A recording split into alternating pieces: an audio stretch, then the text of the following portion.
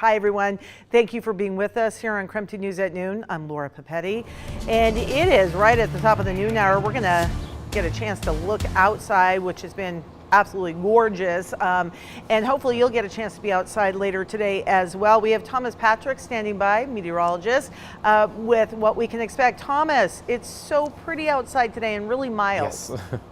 Yeah, it is just absolutely incredible out here, Laura. It's actually just a pinch warmer than it was yesterday, but very comfortable conditions as we now enter the meteorological summer season, officially starting yesterday on June 1st, but today just stunning out here. A few high weather cirrus clouds in the sky, but the sunshine cutting right through it quite easily. So we're in for one of those low to mid 70-degree days. Even right now we find ourselves in the mid 60s at the moment. There's your expected high temperatures between about 70 and 75 degrees across most of the inland Northwest on a picturesque perfect day. And these skies are going to stay that way all day long. There's that little bit of high cloud cover just drifting past, but not disturbing us whatsoever here in our region.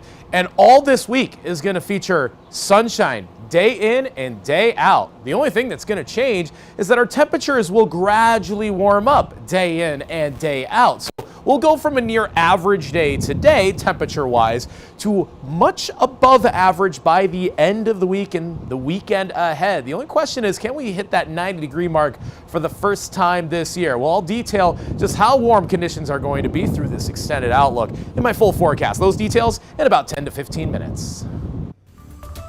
Thomas, thank you. 2 minutes past noon right now, and happening today, the Spokane City Council is going to discuss two ordinances related to homelessness. One of them seeking to reinstate Proposition 1, which sought to ban camping around schools and parks. Now, you may remember the Washington State Supreme Court ruled against Prop 1 back in April, saying it exceeded local initiative powers. However, the ruling left the door open for the City Council to create new rules if they indeed want to. Spokane's mayor does not support Proposition 1, and the other ordinance takes a different approach to homelessness.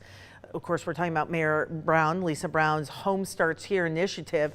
The mayor says the plan would align all city departments on housing insecurity and prevention plans. So if you want to read details of the initiative, we have them posted right now on KREM.com and get you up to date as we head into that meeting tonight. Also happening today, Spokane County is sending out new valuation notices to homeowners. So this is what the county uses to determine our property taxes. KREM 2's Brandon T. Jones has a look at what homeowners need to know. Well, we got a chance to speak with the Spokane County assessor today. He and his office say more than 214,000 of those notices will be sent out as of today, and ultimately they'll be using those values to get you prepared for that 2026 tax season here in Spokane. Here's a map that shows the percentage of value change for the different general areas of the county.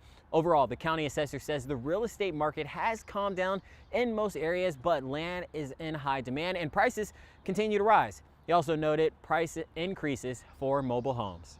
We are lucky right now in that our market has calmed down compared to what it was a few years ago. We're looking at, on average, overall for the whole county, 1.5% increase, which is very comfortable and very typical for Spokane historically. The property assessments sent out today reflect the values as of the first day of this year. They're determined by analyzing real estate values and sales in 836 statistical neighborhoods, and then also included in those notices that are sent out today information about exemptions and who qualifies. So that information, along with a lot of other important details to help you get prepared again for that 2026 tax season. For now, reporting here in Spokane, Brandon T. Jones, KREM 2 News. We have developing news coming out of central Washington, where police are looking for 3 missing girls from Wenatchee. They say their father possibly took them. So here's a look at the girls. 9-year-old Peyton, 8-year-old Evelyn, and 5-year-old Olivia. Police say the girls were with their dad for a planned visit, but nobody has heard from them since Friday evening. Police are looking for a white 2017 GMC Sierra pickup with the Washington plates. And again, we are hoping that you can take a look at the plate number. It is posted on your screen there. If you see this car, the girls, call 911. And we are working to get some more details after troopers detained a suspect for shooting at passing cars. This happened near Tum Tum on State Route 291 last night. The Stevens County Sheriff's Office took one person already into custody. State Patrol closed the road to investigate, but it has since reopened. And right now, firefighters are putting out multiple wildfires that popped up over the weekend, including the Hat Wildfire burning near Lewiston. That fire is now 75% contained. The Idaho Department of Land says the fire burned about 250 acres. All evacuation orders in that area have so far been lifted. And in Gregg County, a wildfire near Quincy burned about 200 acres over the weekend. The fire forced the closure of the Ancient Lake Recreation Area. Fire crews managed to stop the fire's progress early on Sunday morning.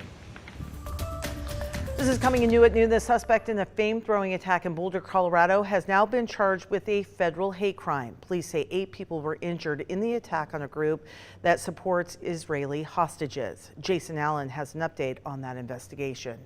There is a male with a blowtorch setting people on fire. Fear and chaos captured on this cell phone video as a flame-throwing attack unfolded at a weekly Sunday gathering to support Israeli hostages in Gaza.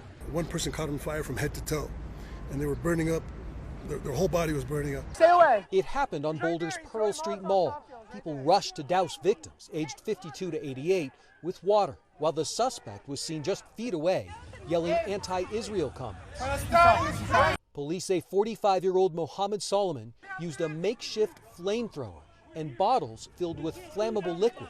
It is clear that this is a targeted act of violence, and the FBI is investigating this as an act of terrorism. Homeland Security said Solomon had overstayed his visa. It expired in 2023, and he was in the country illegally. People are being targeted at Jewish events just by gathering and being Jewish. Susan Rona of the Anti-Defamation League is concerned about a spike in anti-Semitic violence and says the problem starts with words. Let's have awareness of the language that's being used and normalized around us that ends up with violence. And let's stop that. Solomon is due in court later today on a range of charges. Jason Allen, CBS News, Boulder, Colorado.